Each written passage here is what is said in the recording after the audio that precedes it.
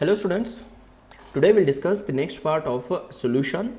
In last part we have discussed is depression of freezing point and osmotic pressure. Correct. Theoretical content आपण osmotic pressure मधला study केला. ठीक आहे. आता expression बघूया. मॅथमॅटिकल एक्सप्रेशन कसं ओके तुम्ही इस्टॅब्लिश कराल okay for the osmotic pressure. As you know that ideal gas equation okay we know that an ideal gas equation काय आहे PV is equal to nRT.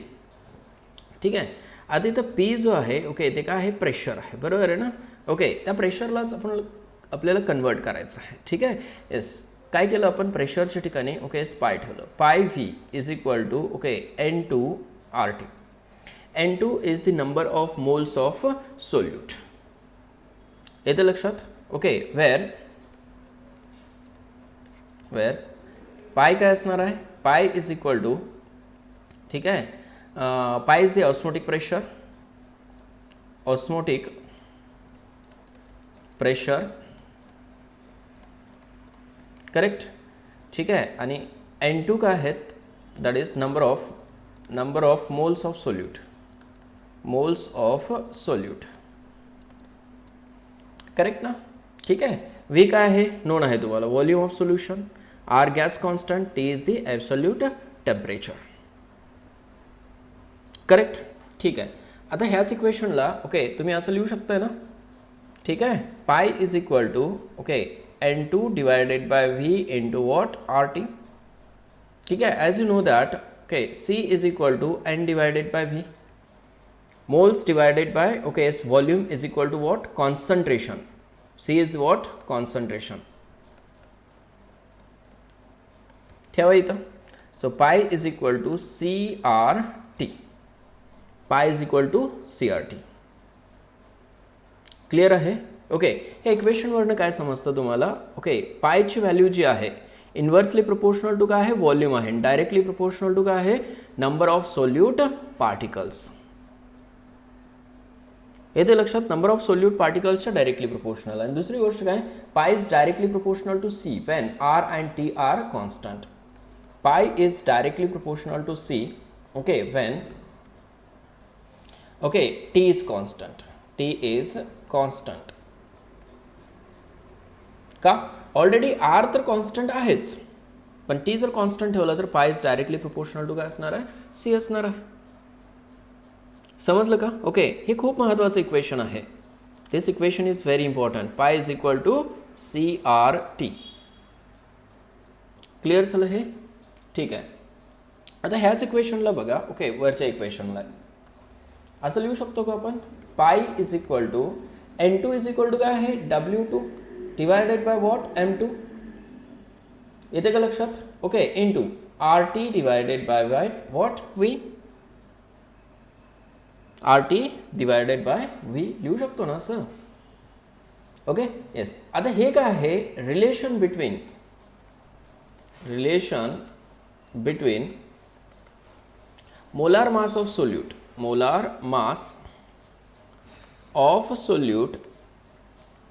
And okay yes osmotic pressure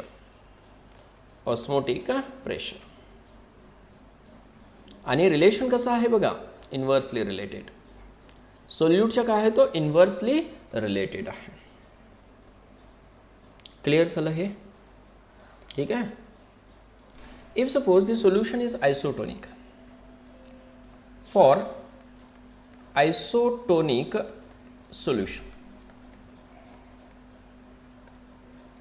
isotonic solution म्हणले की दोन सोल्युशनचं osmotic pressure काय असणार आहे different असणार आहे. अलग लक्षात. solution 1 and solution 2. Suppose this is solution 1 and this one is solution 2. Correct.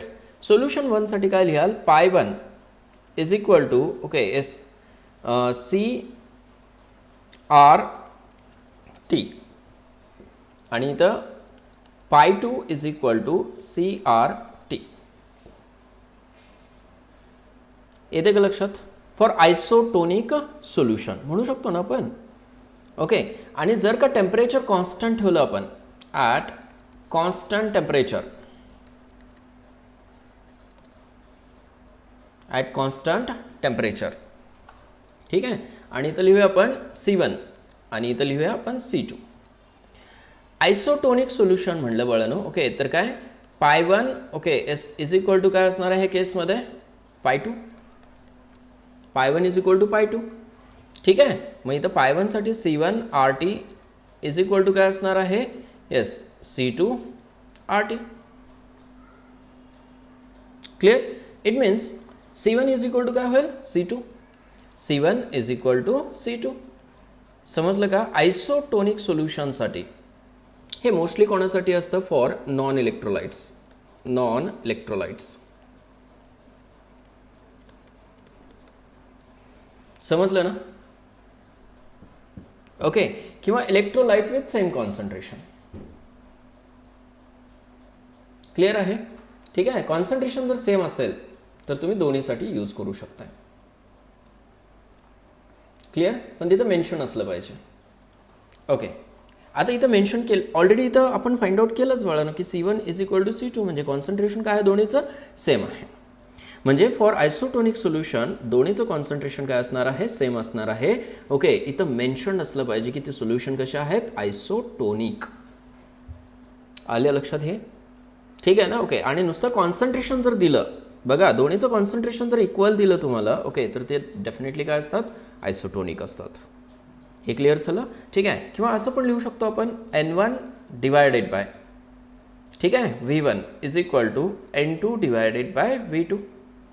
हे सुद्धा इक्वेशन पॉसिबल आहे. कारण काय C1 साठी N1 डिवायडेड बाय V1 घेतलं आणि C2 साठी N2 डिवायडेड बाय V2 घेतलं. आलं का लक्षात. ठीक आहे. This equation okay both are important. Next one. for two different temperatures,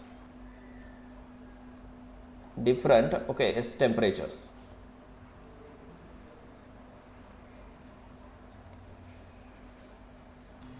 okay. दोन डिफरंट टेम्परेचर जर असतील करेक्ट. ठीक आहे. ओके. त्यावेळेस ऑस्मोटिक प्रेशर काय कॉन्स्टंट टेम्परेचर नाही आहे ना इथं, बरोबर आहे ना. Okay yes. मग π1 divided by π2 is equal to C1 T1 divided by C2 T2 possible आहे.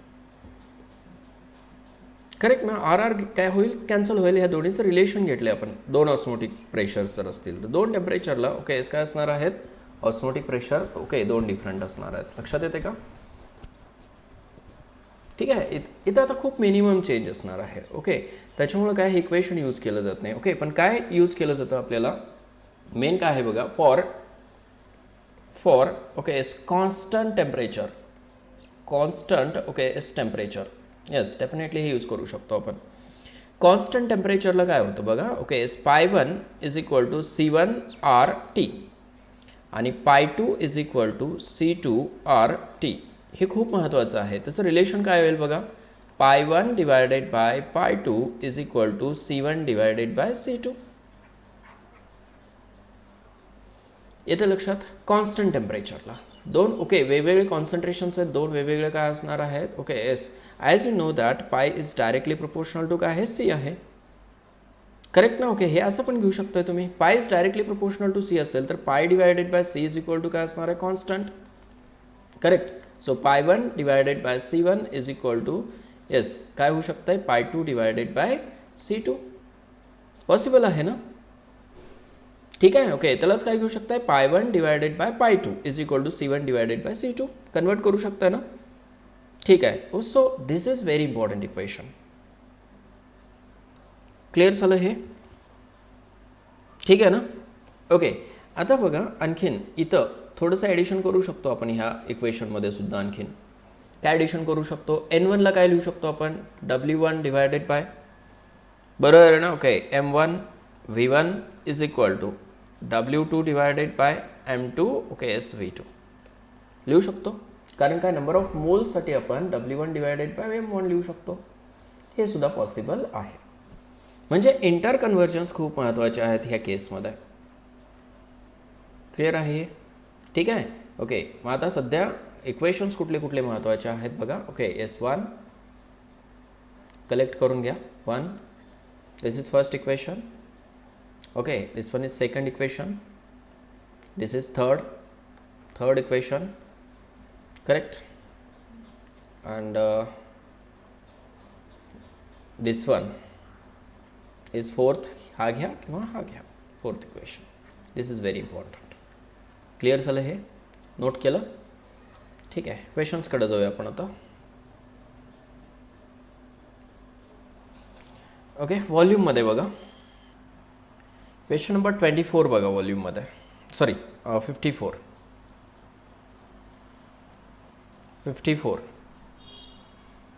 ठीक आहे ना. Okay, osmotic pressure of sugar solution at for 24 degree Celsius is 2.5 atmosphere. पाय दिलेला आहे 2.5 एटमॉस्फियर. टेम्परेचर दिलेलं आहे. टेम्परेचर किती? Yes, what 24 degree Celsius. केल्विनमध्ये करा. 273 plus 24 is equal to 79. Okay, 297 kelvin. काय फाइंड आउट करायचं तुम्हाला? Okay, determine the concentration of solution. C find out करायचं आहे. ठीक आहे. As you know that okay, pi is equal to what CRT. ठीक आहे ना. ओके, आरची व्हॅल्यू पण लागेल. आरची व्हॅल्यू कशामध्ये ठेवाल? R is equal to okay 0.0821. Correct ना. ओके, इथं ॲटमॉस्फियर आहे ना. 821 ओके लिटर ॲटमॉस्फियर पर मोल पर केल्विन. इथं डिग्री पण पर डिग्री पण घेऊ शकता, नो डाऊट. पर केल्विन घ्या किंवा पर डिग्री घ्या. ओके, एकच आहे. इथं युनिटमध्ये काय चेंजेस नाही होणार. ठीक आहे. मग सी इज इक्वल टू काय येईल? Pi divided by RT is equal to pi किती आहे? 2.5. बरोबर आहे ना. Okay, divided by 0.0821 into 297. आता अप्रॉक्सिमेट कॅल्क्युलेट करा. 2.5 डिवायडेड बाय ओके, पॉईंट इकडं सरकवलं जर आपण ओके तर 10 to the power -2 येईल. म्हणजे ह्याला आपलं अप्रॉक्सिमेटली 3 घेऊ शकता तुम्ही. It means 8 into 3 is equal to 2.5 divided by 24. Correct ना. ठीक आहे. येस, करा approximate calculation. 25 divided by 24 okay into 10 to the power -1. ठीक आहे. इथं काय येईल मग? चेक करा ऑप्शन किती येईल. ओके, 1 पॉईंट समथिंग येणार आहे. बरोबर आहे ना. ओके, आणि जर काही इथं 10 to the power -1 मध्ये कन्वर्ट नाही केलं आपण तर 0 पॉईंट येणार आहे. करेक्ट ना. ओके, सपोज इथं 0 पॉईंट ठेवलं आपण. इथं पॉईंट आहे, इथं काय केलं 0 ओके एस पॉईंट 1 येईल. 0.1 कुठं आहे? चेक करा आन्सर. 0.1. ठीक आहे, ऑप्शन सी. लक्षात येते? ठीक आहे. येस, ते किती आहे? 0.1025. थोडंसं स्मार्ट वर्क केलं आपण. ओके, असं आन्सर कुठंच नाही आहे 0.1. करेक्ट. ठीक आहे, खूप सिम्पल क्वेश्चन होता. ठीक आहे, पुढचे क्वेश्चन्स बघूया. क्वेश्चन नंबर 55 बघा. When a solution containing non volatile solute freezes which equilibrium will exist.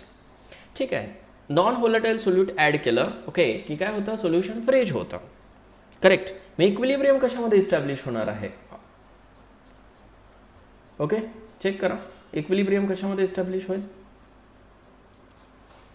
Freezing point okay ची डेफिनेशन काय आहे? किंवा vapour pressure of okay solid becomes equal to the vapour pressure of liquid. ठीक आहे ना. Vapour pressure of solid okay इक्विलिब्रियममध्ये कशाच्या? लिक्विडच्या. Vapour pressure of liquid. ठीक आहे ना. ओके, मग आता सॉलिड म्हणलं की सॉल्वंट्सच व्हेपर प्रेशर घ्यावं लागेल ना सॉलिडमध्ये. करेक्ट. ओके, मग सॉलिडमध्ये सॉल्वंटचं व्हेपर प्रेशर घेतलं आणि लिक्विडमध्ये सुद्धा ओके सोल्युशनचं व्हेपर प्रेशर. ज्यावेळेस हे दोन्ही इक्वलमध्ये येतील, सोल्यूटचं नाही सॉल्वंटचं व्हेपर प्रेशर. कारण सॉलिड ओकेसमध्ये सुद्धा सॉलिड सोल्युशन जरी असेल ना ओके त्याच्यामध्ये solute particles non volatile consider करायचं आणि सॉल्वंट काय व्होलेटाईल कन्सिडर करायचं. So option is what? D. Solid solvent आणि लिक्विड सोल्युशन ह्या दोन्हीचं व्हेपर प्रेशर काय असलं पाहिजे? Yes, is in equilibrium. समजलं का? ठीक आहे. Next one, question number 56 check करा. ठीक आहे. येस, क्वेश्चन नंबर 56 काय म्हणलेलं आहे, सोल्यूट ए इज टर्नरी. ठीक आहे ना. ओके, आणि दुसरं काय दिलेलं आहे,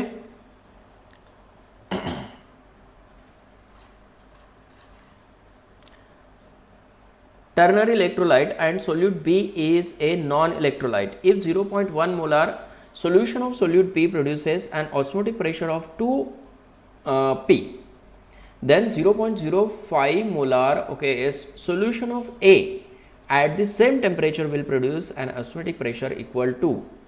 ओके, कसं फाइंड आउट करणार, इम्पॉर्टंट काय आहे बघा. ओके, येस, इथं इक्वेशन कुठलं यूज करायचं, दॅट इज व्हेरी इम्पॉर्टंट. परत एकदा बघा, the solute A is ternary. Ternary म्हटल्यानंतर समजलं ना, तर तिथं किती असणार आहेत, 3 पार्टिकल्स असणार आहेत. त्याचं कन्व्हर्जन 3 पार्टिकलमध्ये झालं पाहिजे. इलेक्ट्रोलाइट आहे म्हणजे 3 आयन्स फॉर्म होत आहेत थोडक्यात. And solute B is non electrolyte म्हणजे तिथं डिसोसिएशन आयनमध्ये होत नाही, तो सिंगल असणार आहे. If 0.1 molar solution of solute B produces an osmotic pressure of 2P, then 0.05 molar solution of A at the same temperature, temperature काय आहे, कॉन्स्टंट आहे. ठीक आहे.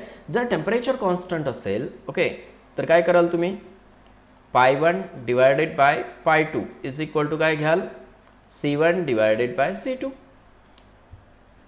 लक्षात आलं का. ठीक आहे. आता ए जो आहे, ओके, ए कसं आहे, टर्नरी आहे. टर्नरी आहे म्हणजे त्याचं कॉन्सन्ट्रेशन किती होईल, ओके, एचं कॉन्सन्ट्रेशन दिलेलं आहे तुम्हाला 0.05. समजलं, 3 × 0.05 होईल त्याचं कॉन्सन्ट्रेशन मोलॅरिटीमध्ये. क्लिअर आहे. ठीक आहे. आणि दुसरं काय दिलेलं आहे, बी दिलेलं आहे. बी कसं नॉन इलेक्ट्रोलाइट आहे, मग बी काय असणार आहे, 1 × 0.1 म्हणजे 0.1च राहणार आहे तो. समजलं का. ठीक आहे. ओके, मग आता काय दिलेलं आहे तुम्हाला, okay, 0.1 molar solution of solute B produces and osmotic pressure 2P. बीचं ऑस्मोटिक प्रेशर किती आहे, ओके, 2P आहे. मग आपण इथं ठेवूया. सपोज, ओके, इथं आपण म्हणूया हा बी आहे, ओके, हा ए आहे. हा कोण असेल मग, बी असेल, आणि हा काय असेल, ए असेल. ठीक आहे. तिथं ठेवा बरं, ऑस्मोटिक प्रेशर, बीचं ऑस्मोटिक प्रेशर 2P आहे, डिवायडेड बाय, ओके, एस पाय ए ॲज इट इज ठेवूया. त्याचं फाइंड आउट करायचं आपल्याला, इज इक्वल टू त्याचं कॉन्सन्ट्रेशन गिवन आहे. सी बी किती आहे सांगा बरं, बीचं कॉन्सन्ट्रेशन 0.1 डिवायडेड बाय सी ए म्हणजे एचं कॉन्सन्ट्रेशन 3 × 0.05. टर्नरी म्हणजे समजलं ना, 3 पार्टिकल्स आहेत म्हणजे 3 पार्टिकल्स फॉर्म होतात कशामध्ये, सोल्युशनमध्ये. करेक्ट ना. ओके, A3 आहे, ओके, थ्राइस ए फॉर्म होतो तिथं. करेक्ट. ठीक आहे. करा कॅल्क्युलेशन मग आता किती येईल बघा बरं. हे 2P आहे. करेक्ट. ठीक आहे. चेक करा. पाय ए इज इक्वल टू, हे इकडे घेऊन जावं लागेल ना, 2P × 3 × 0.05 डिवायडेड बाय, ओके, किती होईल, 0.1. ठीक आहे. येस, बघा कॅल्क्युलेशन करून, 0.5 होईल. 0.5 म्हटल्यानंतर हे 2 × 3 6 होईल. ठीक आहे. 6P × 0.5 is equal to 3P. So pi A is equal to what, 3P. ठीक आहे ना. ओके, 3P म्हटल्यानंतर, ओके, ऑप्शन कुठला येईल, डी. D option. हे सॉल्व केलं आपण. 57. 58 बघा. The vapour pressure of solvent decreased bye 10 millimetre of Hg. ठीक आहे. वेपर प्रेशर काय झालेलं आहे, डिक्रीज झालेलं आहे. कितीने डिक्रीज झालेलं आहे, ओके, येस, 10 मिलीमीटरनं डिक्रीज झालेलं आहे. When non volatile solute was added to a solvent. ठीक आहे. डेफिनेटली डिक्रीज होणारच. मग the mole fraction of solute in solution is 0.2. what would be the mole fraction of solvent if decrease in vapor pressure is 20 millimeter of Hg. ठीक आहे ना. Relation समजलं असणार आहे तुम्हाला. आता रिलेशन कुठलं आहे सांगा बरं. वेपर प्रेशर म्हणजेच काय, रिलेटिव्ह लोअरिंग ऑफ वेपर प्रेशरचं रिलेशन घ्यावं लागेल तुम्हाला इथं. Relative lowering of vapour pressure. ठीक आहे. As you know that delta P divided by P naught is equal to what, x2. बरोबर आहे का. ठीक आहे. येस, दोन वेनं सांगतो तुम्हाला कसं कॅल्क्युलेट करायचं हे. ओके, x2 आहे, हे तर नोन आहे तुम्हाला. ओके, आता इथं गिवन काय आहे बघा, डेल्टा पी किती आहे. P1 नॉट सांगितले त्यांनी ऑलरेडी की बाबा sorry P naught okay is equal to काय करू शकताय तुम्ही, delta P divided bye x2 घेऊ शकताय. बरोबर आहे ना. Okay, S change in vapour pressure given आहे किती आहे, 10 molar 10 millimetre of Hg. Okay, तुम्हाला हे समजलंय का. परत एकदा सांगतो बघा. Vapour pressure of solvent decreased by 10 millimeter of Hg when non-volatile solute was added to the solvent. म्हणजे सोल्युशन तयार झालं ना. हे वेपर प्रेशर डिक्रीज आहे म्हणजेच काय, yes, lowering of vapour pressure किती आहे, 10 मिलीमीटर ऑफ Hg. करेक्ट ना. ठीक आहे. कधी, when non-volatile solute was added to the solvent. the mole fraction, त्याचे मोल फ्रॅक्शन्स दिलेले आहेत. Mole fraction of solute is equal to किती आहे, 0.2. समजलं. ठीक आहे. पुढे काय म्हटले, व्हॉट वुड बी दी मोल फ्रॅक्शन ऑफ सॉल्व्हंट. सॉल्व्हंटचे मोल फ्रॅक्शन्स म्हणजे x1 किती. If decrease in vapour pressure is 20. आता हे रिलेट करू शकताय ना, डायरेक्ट पण रिलेट करू शकताय. Okay, delta P is equal to काय दिलंय, 20 मिलीमीटर ऑफ Hg. समजलं का हे. येस. आता हे एक सोल्युशन आहे आणि हे दुसरं सोल्युशन आहे. आपल्याला विचारलं काय, सॉल्व्हंटचं. ठीक आहे. मग ह्याच्यासाठी जर x2 फाइंड आउट करू शकला तुम्ही, ओके, तर काय करू शकताय easily. Okay, x1 find out करू शकताय. दोन्हीला रिलेट करूया आपण. 10 millimeter of Hg, 10 millimeter of Hg, okay, corresponds to 0.2. हे काय आहे, x2 आहे 0.2. तर ठीक आहे. एस बघा, 20 millimeter of Hg corresponds to how much, हे असं कॅल्क्युलेट करू शकता तुम्ही. करेक्ट ना. Okay, is equal to 20 into 0.2 divided by okay 10 is equal to किती येईल, 2 इंटू 0.2 मीन्स 0.4. ठीक आहे. ओके, हे काय आलं, सेकंड x2 आलं. मोल फ्रॅक्शन सेकंड सोल्युशनचे फाइंड आउट केलं. समजते का. हे फर्स्ट सोल्युशनसाठी एवढे आहेत मोल फ्रॅक्शन्स सोल्यूटचे, तर सेकंड सोल्युशनसाठी किती, एवढे मोल फ्रॅक्शन्स मिळाले. मग x1 plus x2 is equal to काय आहे, 1 आहे. हे नोन आहे तुम्हाला. करेक्ट ना. So x1 is equal to 1 minus x2 is equal to 1 minus 0.4 is equal to 0.6. 0.6 are the mole fractions. एकदम सिंपल वे सांगितलं मी तुम्हाला कसं कॅल्क्युलेट करायचं.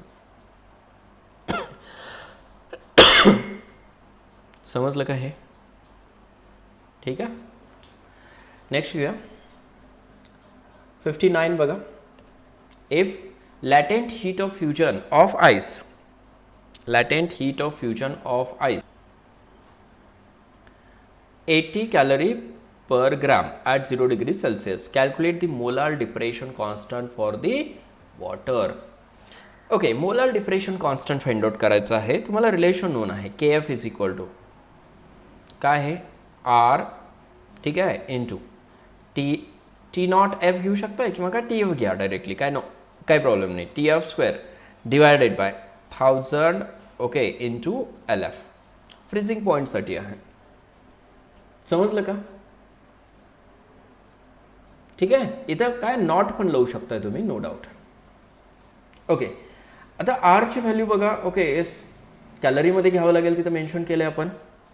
ठीक आहे. LF दिलेला आहे काय, लॅटेंट हीट ऑफ फ्युजन म्हणजे LF दिलेला आहे. ठीक आहे ना. ओके, मग ठेवा व्हॅल्यूज. आरची व्हॅल्यू कॅलरीमध्ये ठेवा, 2 कॅलरी. ठीक आहे ना. ओके, इंटू TF 0 डिग्री सेल्सिअससाठी किती येईल 273चा square divided by 1000 as it is into LF given आहे. LF किती आहे, लॅटेंट हीट ऑफ फ्युजन किती आहे 80. ठेवा इथे 80.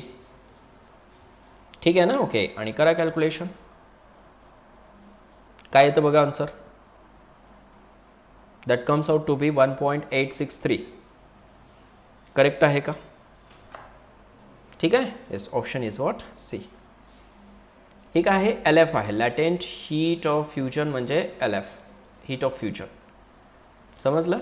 ओके, आणि हे काय दिलेलं आहे, TF दिलेलं आहे, किंवा TF नॉट पण घेऊ शकता, नो डाऊट. स्क्वेअर घ्यावं लागेल त्याचा.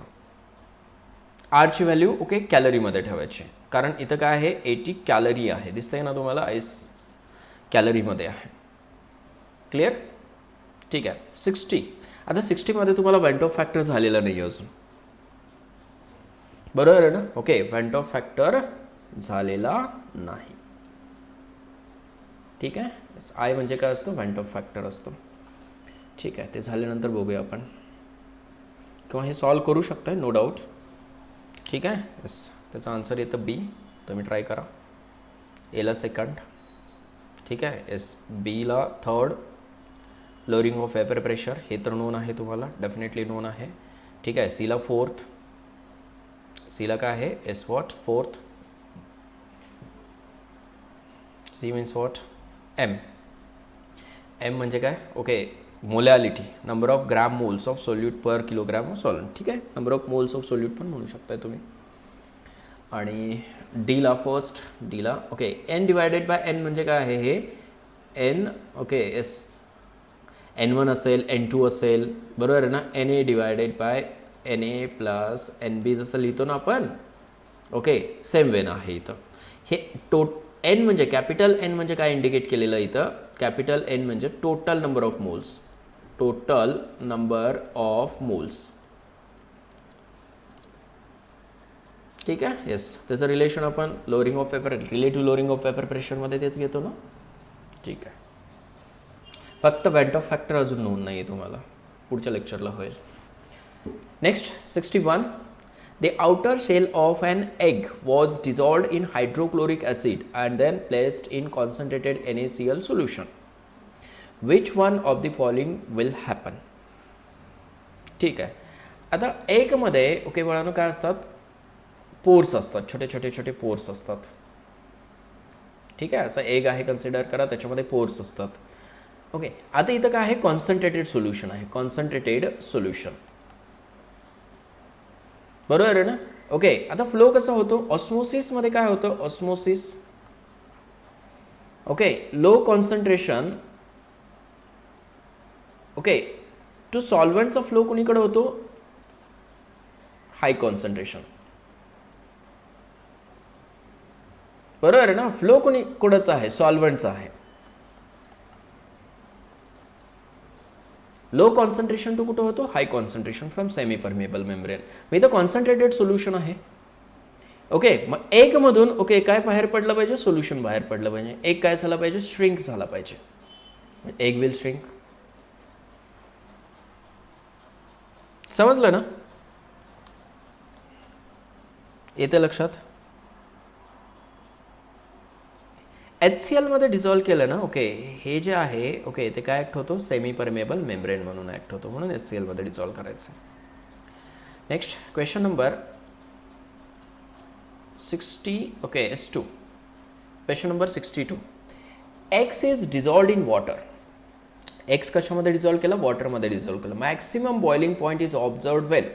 आता कोलिगेटिव्ह प्रॉपर्टी आहे, मॅक्सिमम बॉइलिंग पॉईंट म्हणजे elevation of boiling point, elevation of boiling point is directly proportional to number of solute particles. Okay, किंवा काय घेऊ शकता, नंबर ऑफ मोल्स. समजते का. ठीक आहे. मग प्रत्येक ठिकाणी ओके काय केलं, 0.1 मोलार सोल्युशन घेतलेलं आहे. म्हणजे 0.1 मोलार सोल्युशन ओके म्हणजेच काय असणार आहे, 0.1 मोल असणार आहेत.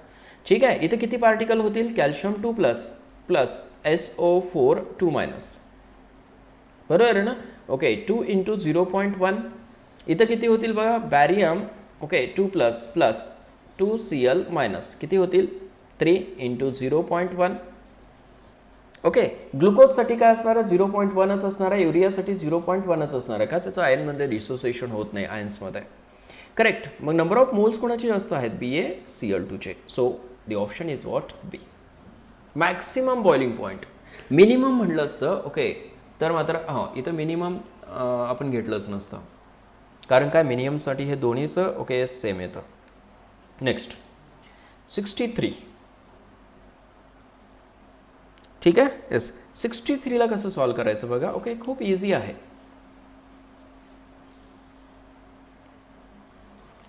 The vapour pressure of solution of non volatile electrolyte. थोडासा ट्रिकी आहे पण काय येस एकदा समजलं की खूप खूप इझी आहे तो, पण प्रॅक्टिस करावं लागतं ह्या क्वेश्चनसाठी. एकदा सॉल्व केलं की मग ओके ते परत समजणार नाही तुम्हाला. ठीक आहे ना. ओके सॉल्व करून बघूया आपण. ओके चेक करा. A vapour pressure of solution of non volatile electrolyte A in a solvent B. ठीक आहे. ए काय आहे इलेक्ट्रोलाइट म्हणजे सोल्यूट आहे आणि बी काय आहे सॉल्वंट आहे. Is 95% of the vapour pressure of the solvent at the same okay temperature. 95% of the vapour pressure of solvent म्हणले. याचा अर्थ काय इकडे लक्ष द्या. P0 मायनस पी ओके काय घ्याल solution divided by P0 is equal to काय असणार आहे ओके W इथं काय घ्याल तुम्ही आता WA इंटू MB बरोबर आहे ना. Okay divided bye MA into WB बरोबर आहे ना. ओके असं घेतो ना आपण. P0 minus PS divided by P0 is equal to W2 M1 divided by M2 into W1 घेतो आपण. हे सोल्यूटसाठी आहे आणि हे कोणासाठी आहे ओके एस हे सोल्यूटसाठी आणि हा सॉल्वंटसाठी. 1 जो आहे तो सॉल्वंटसाठी आणि 2 जो आहे तो सोल्यूटसाठी घेतो आपण. ओके मग आता इथं सोल्यूट कोण आहे ए आहे करेक्ट आणि सॉल्वंट कोण आहे बी आहे. समजलं का. ठीक आहे. आता स्टेटमेंट खूप केअरफुली लक्ष देऊन बघा. स्टेटमेंटमध्ये काय म्हणलंय a vapour pressure of the solution of non volatile electrolyte A in a solvent B. A solute आहे सॉल्वंट बी आहे is 95% of the vapour pressure of solvent A at the same temperature. Temperature same आहे. सोल्युशनचं vapour pressure जे आहे ते काय आहे 95% of the solvent ए म्हणले. सॉरी सॉल्वंट बी म्हणलेलं आहे बरोबर आहे ना. ओके सॉल्वंटच्या 95 म्हणजे प्युअर सॉल्वंट थोडक्यात असं लिहू शकतो आपण. P0 मायनस 95% म्हणजे किती 95 डिवायडेड बाय 100 म्हणजे 0.95 P0. P0च्या 0.95% आहे इज इक्वल टू करेक्ट. ठीक आहे. आता पुढं काय म्हणलेलं आहे बघा. If MB is equal to 0.3 MA. MB जो आहे तो काय आहे 0.3 MA आहे. WA into 0.3 MA. ठीक आहे यस MA डिवायडेड बाय पुढं काय म्हणले where MB and MA are molar masses of B and A respectively. The mass ratio of the solvent okay is would be the mass ratio of the solvent and solute are. Solvent आणि solute त्याचा mass ratio find out करायचा आहे. Statement खूप महत्त्वाचे आहेत. Mass ratio of solvent and solute are म्हणजे काय घ्यावं लागेल तुम्हाला मास रेशोसाठी. सॉल्वंट म्हटलं की काय आहे बी आहे टू दी कोणासोबत WA सोबत. Solute sorry solvent to the solute असा रेशो घ्यावा लागेल. म्हणजे स्टेटमेंट खूप केअरफुली स्टडी करावं लागणार आहे तुम्हाला. क्लिअर. ठीक आहे. येस बघूया मग आता आपण या पुढं. ओके इथं काय आहे MA into WB. MA MA get cancelled correct. ठीक आहे. पी मायनस 0.95 पी नॉट म्हणजे किती होईल 0.05 P naught divided by P naught okay is equal to ठीक आहे yes W A divided by W B is equal to 0 sorry into आहे ना इथं इंटू ओके 0.3 समजलं okay this two get cancelled.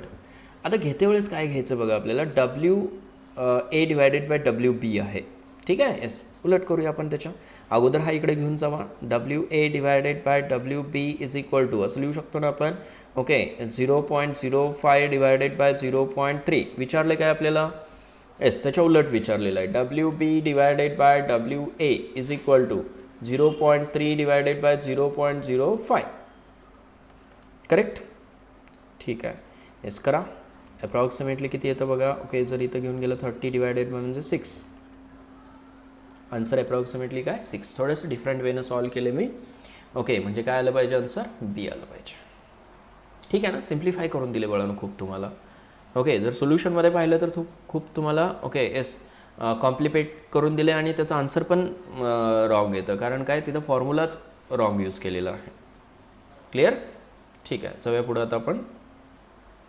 64 घ्या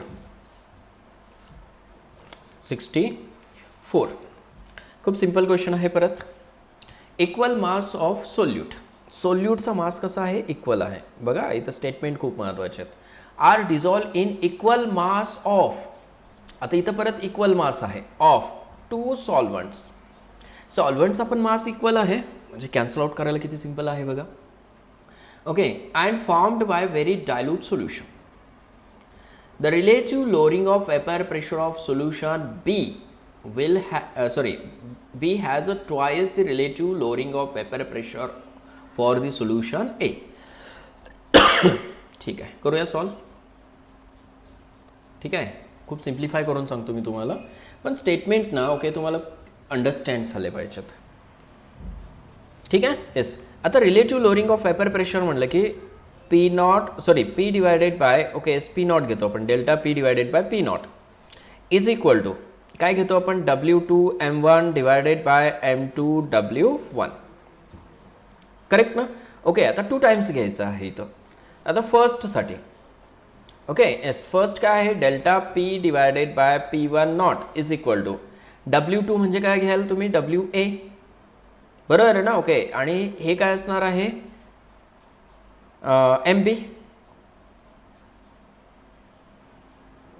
येते का लक्षात थांबा एक मिनटं त्याला तसंच ठेवूया आपण W2 तसंच ठेवूया ओके चेंज काय आहे MA divided by okay M2 as it is ठेवा WA हे फर्स्टसाठी सेकंडसाठी काय घ्याल delta P divided by P1 naught is equal to सेकंडसाठी घ्याल तुम्ही okay W2 okay MB divided by M2 okay SWB आता बघा कॅन्सल आउट काय काय होतात तुम्हाला ऑलरेडी सांगितलं इक्वल मासेस ऑफ सोल्यूटचे मासेस कसे आहेत इक्वल आहेत आणि इथं मेन्शन पुढं काय केलं आहे okay yes the relative lowering of vapour pressure of for the solution B has twice the relative lowering of vapour pressure of solution A ठीक आहे ना ओके हे सोल्युशन काय असणार आहे ए असणार आहे आणि हे सोल्युशन काय असणार आहे बी असणार आहे B is equal to the twice of A म्हणले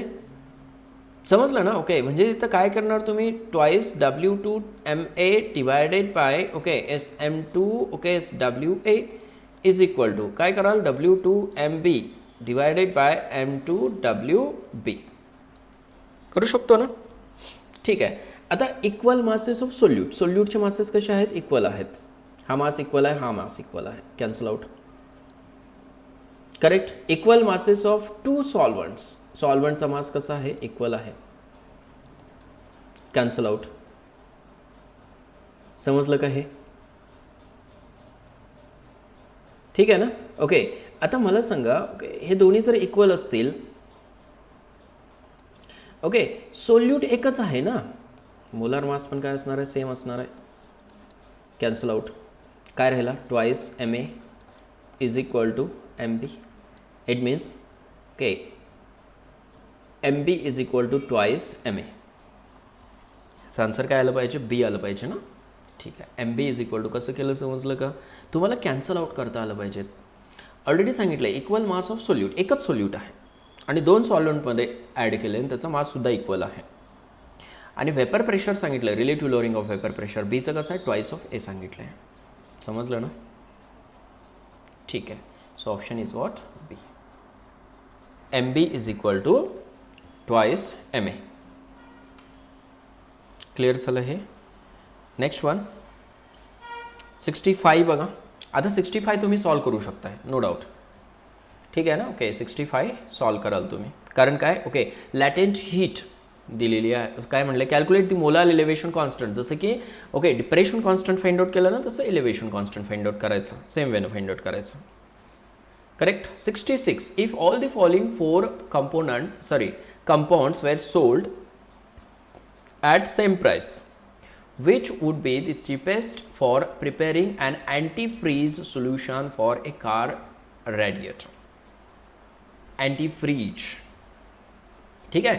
ओके, आता मला सांगा delta TF is equal to काय आहे, KF correct into W2 into what 1000 divided by okay M2 into W1. हेच रिलेशन घेतो ना आपण. ओके, मग delta TF is inversely proportional to काय आहे, समजलं का. ओके, मोलार मास ज्याचा कमी आहे, ओके, त्याचा freezing point, depression of freezing point higher असणार आहे. मग मोलार मास कोणाचं कमी आहे चेक करा, ऑप्शन ए. किती सिंपल क्वेश्चन आहे. ठीक आहे ना. Okay, option A. नेक्स्ट बघा 67 when common salt is dissolved in water. Common salt जर वॉटरमध्ये डिझॉल्व केलं आपण, ओके, तर काय होईल, वेपर प्रेशर लोअरिंग. ठीक आहे ना. ओके, नॉन व्होलाटाईल सॉल्ट आहे तो, वेपर प्रेशर लोअर झालं की बॉइलिंग पॉईंट काय होतो, इन्क्रीज होतो. Correct. So option is what, C. Boiling point of solution increases when non volatile solute is added into solvent. Clear आहे. ठीक आहे, पुढे बघा statement first. The molecular weight of acetic acid, अजून हे तुम्हाला झालेलं नाही ना. ठीक आहे. ओके, त्याचं असोसिएशन होतं वगैरे ते पुढं आहे तुम्हाला. ओके, आय थिंक इथं आज आपण थांबूया कारण वेळ झालेला आहे खूप. ठीक आहे ना. ओके, येस, उद्याच्या लेक्चरला ना ओके पुढचे जे कन्सेप्ट आहेत ते कन्सेप्ट काय करूया आपण, क्लिअर करून घेऊया. ओके, म्हणजेच काय, तो पॉईंट जो आहे, रिमेनिंग जो पॉईंट आहे वेंट ऑफ फॅक्टरचा, तो पॉईंट कंप्लीट करूया आणि रिमेनिंग जे काही क्वेश्चन्स आहेत ओके ते क्वेश्चन स्टडी करूया. ठीक आहे ना. ओके, 1 ते 2 लेक्चरमध्ये हा चॅप्टर आता कंप्लीट होईल. ठीक आहे, तुम्ही कंटिन्यू स्टडी करत राहा. Today will stop here. All the best.